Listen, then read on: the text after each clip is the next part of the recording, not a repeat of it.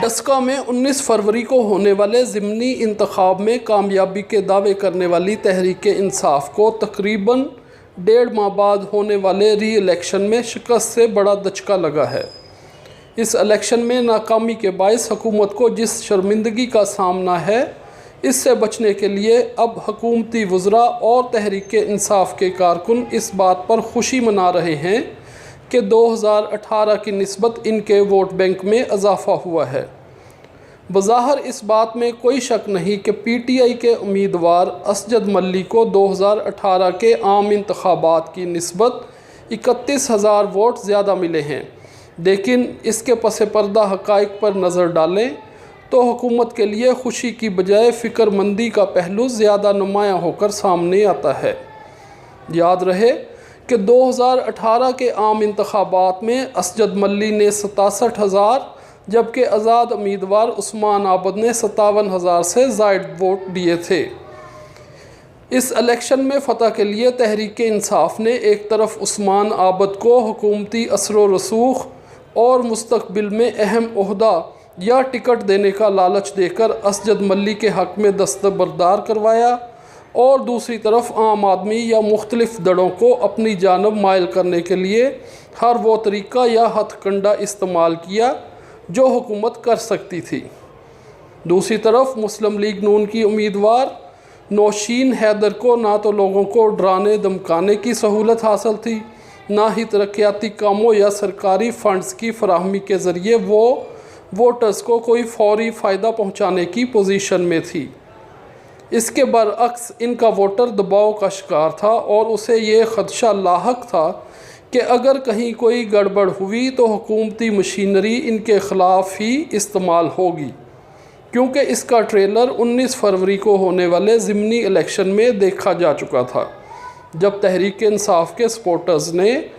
बास पोलिंग स्टेशनों पर ज़बरदस्ती पोलिंग रुकवाई और पुलिस व रेंजर्स भी इनके खिलाफ कानूनी कार्रवाई से बदल की कोशिश हुई।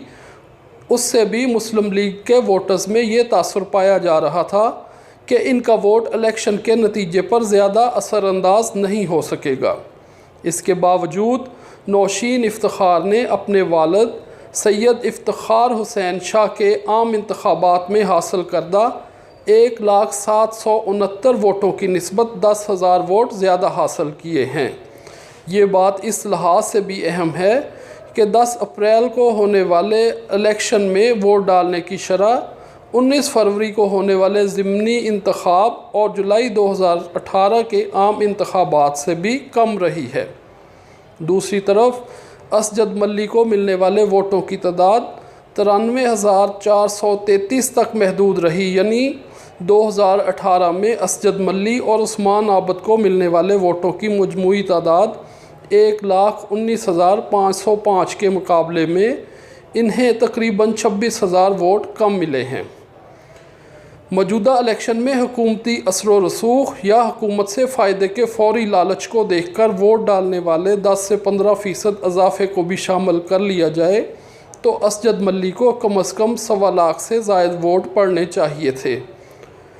नौशीन इफ्तिखार की कामयाबी का अहम फैक्टर महंगाई भी है, क्योंकि 19 फरवरी के ज़िमनी इंतखाब की निस्बत इस मरतबा उन्होंने महंगाई को अपनी इंतखाबी मुहिम का बुनियादी नुक्ता बनाकर लोगों में ये एहसास उजागर किया कि हुकूमती उम्मीदवार को फ़तह हुई तो हुकूमत इसे मज़ीद महंगाई करने और अवाम की माशी मुश्किलात बढ़ाने का इजाज़तनामा तस्वर करेगी। लोग महंगाई से किस कदर तंग हैं, इसका अंदाज़ा इस बात से लगाया जा सकता है कि डस्का में दौरान इलेक्शन आम आदमी, सरकारी मुलाजमीन और हत्ता के तहरीक इंसाफ के अपने कारकुन भी हुकूमत से खाइफ नज़र आए।